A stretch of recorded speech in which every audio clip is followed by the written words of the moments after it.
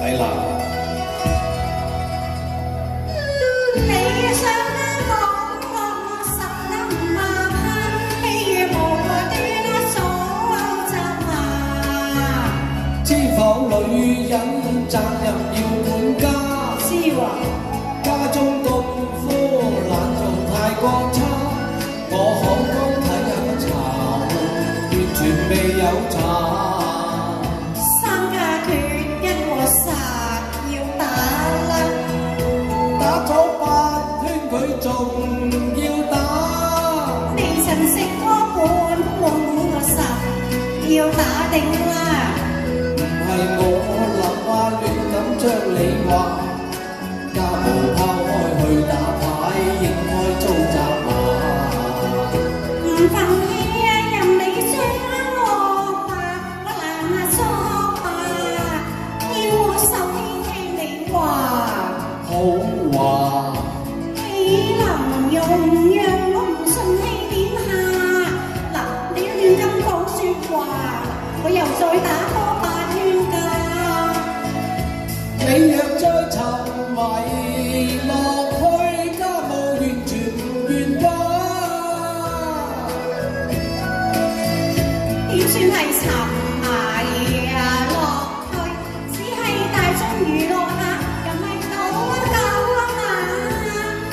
你都係王爺咁大晒，令我笑啲啦怕啊！我哋成伴侶共定佳話，亦要互助，互愛相關心才算是好對象。既是名分已定下，創造個好家庭，應份以家庭為上，個人就當得下。我父母有家財，豈會日日去嗌啊嘛？我點會夜夜去嗌啊嘛？你唔願顧家，只有人話。小姐鍾意你無權任奶茶。你似住有啲家財，有啲性格，就咪出嫁啦。你咪出家先，喂冇人話你啞。